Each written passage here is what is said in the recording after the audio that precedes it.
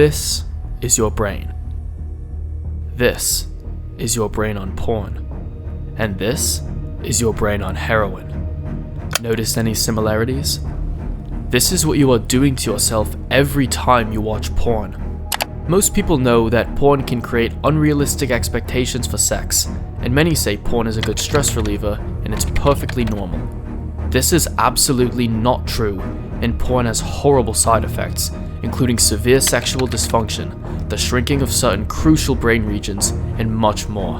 While wanting to watch porn is normal, nothing even close to porn exists in nature, and the effects are disastrous.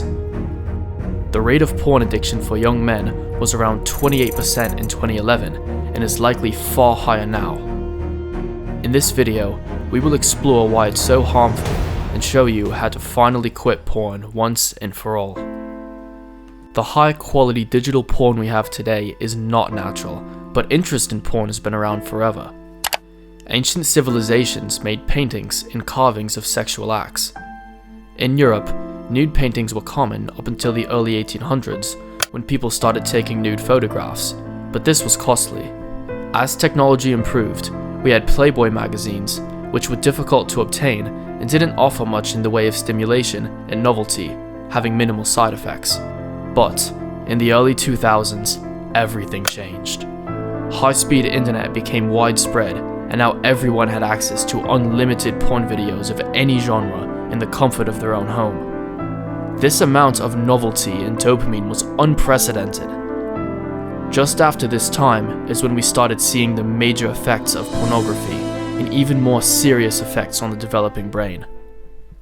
So what actually happens in your brain when you watch porn? Well, the changes start before you even open your computer. A spike of dopamine occurs in your brain when you experience a trigger, making you want to watch porn.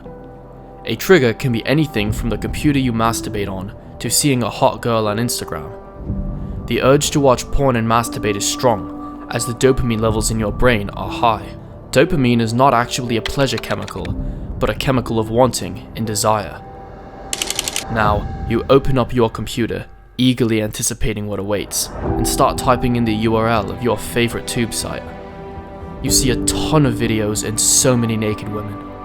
Your caveman brain is thinking, jackpot, there are so many beautiful women, I must impregnate all of them. So dopamine keeps climbing, and it's nearly impossible to turn back now. When you start watching a completely unrealistic depiction of sex designed to maximize viewing pleasure, this is washing your brain in desire until you ejaculate. This is highly damaging because dopamine is not only a chemical of wanting, but it also changes your brain structure. When you are doing an activity and dopamine is high, the connections between the active brain neurons are strengthened, making dopamine releases higher and making you want to go back to the activity again and again. This is the exact same way drug addiction works, and it's called sensitization. Finally, when you ejaculate and all the negative thoughts come rushing back in, things get worse. A plunge in dopamine occurs, and an increase in prolactin causes you to feel lazy and lethargic. An orgasm is meant to be shared with a partner, so it also releases a bonding hormone called oxytocin. Oxytocin makes us crave romantic connection and helps to strengthen the pair bonds with a partner when both release oxytocin at the same time. However, when it's released through solo masturbation, it creates an open loop that leaves you longing for a connection, but sitting with the painful realization that you are truly alone. Another huge problem many heavy porn users face is sexual problems like porn-induced erectile dysfunction. We generally only think of ED in older men with low testosterone, but this is no longer the case. According to a 2021 study, 26% of men under 40 had ED, which is over 5 times higher than the 5.1% in 2001. This rise in sexual dysfunction correlates with internet porn use and is causing misery to millions of men around the world.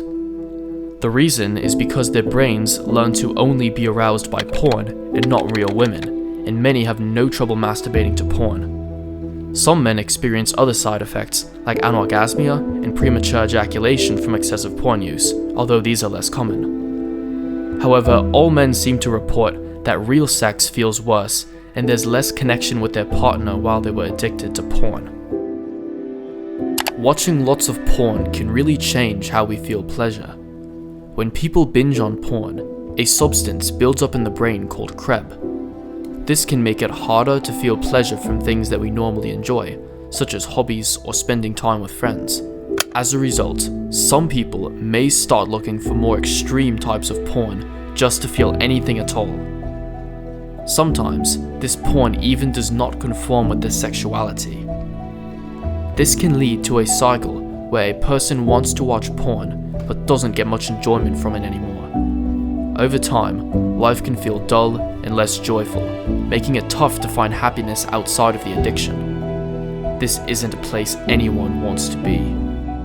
Although decreased grey matter, sexual dysfunction, and decreased pleasure are the most well-researched effects of porn, many have anecdotally found porn causes anxiety, depression, poor social skills, and less empathy. If you were exposed to porn at a young age, is your life over and brain permanently ruined?